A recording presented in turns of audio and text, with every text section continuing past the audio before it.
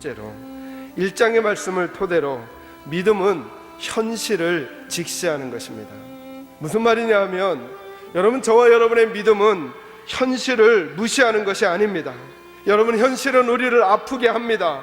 이게 선지자의 상황이었습니다. 그는 믿음으로 살아가고 있었지만, 믿음의 사람이라고 했지만 그의 현실은 안락한 것이 아니었습니다.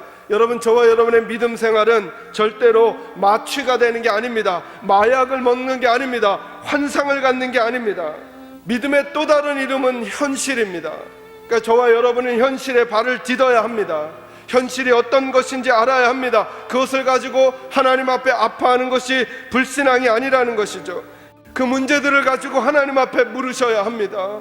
하나님 앞에, 하나님, 이 문제가 하나님의 힘으로 해결되기를 원한다고 하나님 앞에 말하기 시작해야 한다라고 하는 것이죠. 여러분, 지금 하박국 선지자의 태도를 보시기를 바랍니다. 그는 이렇게 나라가 이해되지 않는 상황에 있을 때 사람들을 모아놓고 도대체 하나님 왜 이러시는지 모르겠어 라고 그들과 하나님의 이야기를 의논하려고 한 게 아니라, 그래서 자기와 동의하는 사람들을 만들려고 한 게 아니라, 그는 이 세상의 문제를 하나님 앞으로 끌고 가서, 하나님, 도대체 이 문제를 내가 어떻게 이해해야 합니까? 다른 사람들과 만나기 전에 하나님 앞에서 그 문제를 가지고 씨름하고 있는 거예요. 여러분, 철저하게 여러분의 문제를 하나님 앞에 가지고 나오셔야 합니다.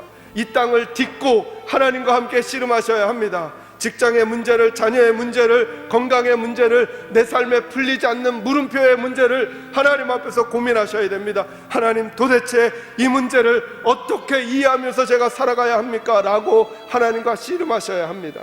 여러분, 한번 따라하겠습니다. 고민을 해도 하나님과 함께 고민하자. 여러분, 이것이 오늘 하박국 선지자가 우리에게 첫 번째로 보여주는 것입니다. 여러분, 믿음은 현실입니다. 네, 그러니 하나님 앞에서 아파하시는 거, 하나님 앞에서 갈등하시는 거, 하나님 앞에서 괴로워하시는 거, 하나님 앞에 토하셔야 합니다. 저는 여러분의 현실이 하나님 앞에 받아들여지게 되기를 주님의 이름으로 축원합니다. 두 번째로 기억할 것은 뭐냐면, 하박국서 2장 말씀은 우리에게 하나님의 응답에 대한 이야기를 해주세요. 그래서 믿음은 현실을 넘어가는 것이라는 거예요. 넘어가는 것. 땅의 문제에 하나님을 모셔오고 그 하나님이 땅의 문제에 떨어져 있는 분이 아니라 그 땅을 주관하시는 분이, 그래서 결국 잘 생각해 보면 바벨론을 데리고 온 분도 하나님이시며 그 하나님께서 말씀으로 말씀해 주시는데 그 바벨론을 내리실 분도 하나님이라는 거예요. 자, 이제 저와 여러분은 지금 하박국이 들었던 그 메시지를 지나간 다음에 지금을 살고 있잖아요. 그죠? 보니까 하나님의 말씀이 맞았어요. 하박국에게는 성취되지 않았던 말씀이지만 우리에게는 성취된 말씀으로 보여주시면서 다시 우리에게 이렇게 말씀하시는 것이죠. 내가 지금도 너와 너희들의 인생을 잡고 있단다. 너희들의 자녀들의 인생을 내가 잡고 있단다.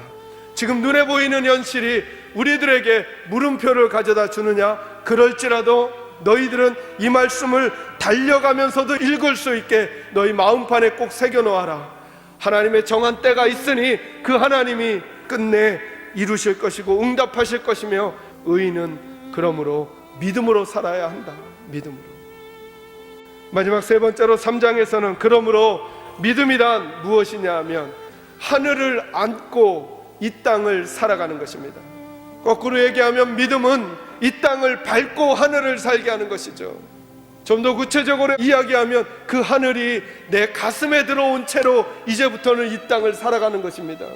아직은 이 땅의 현실이 나에게 물음표를 제기하고 나에게 실망을 제기하고 나에게 낙심을 제기하고 나에게 포기를 요구하지만 나는 하늘을 가슴에 집어넣고 살겠다는 것입니다. 하나님의 때가 분명히 있음을 인정하고, 그러니 지금부터라도 그 때를 미리 땡겨서 내 가슴에 집어넣고 내 자녀를 다시 바라보고 내 남편을 다시 바라보고 내 삶을 다시 바라보고 우리 교회를 다시 바라보고 그리고 말을 바꾸겠다는 것입니다. 저는 여러분과 저에게 이 믿음의 반응이 있기를 주님의 이름으로 축원합니다. 지금을 보니까 낙심이지만 하나님의 하늘을 보십시오. 하나님의 약속을 붙들어서 그 약속의 때를 이쪽으로 가지고 오시고 가슴에 집어넣으신 다음에 다시 현실을 바라보시면서 용기 내어 살아가시는 저와 여러분이 되시기를 바라고, 더디지 않고 응답하실 하나님의 약속을 응답으로 받는 일들이 저와 여러분의 인생 가운데 많아지기를 주님의 이름으로 축원합니다.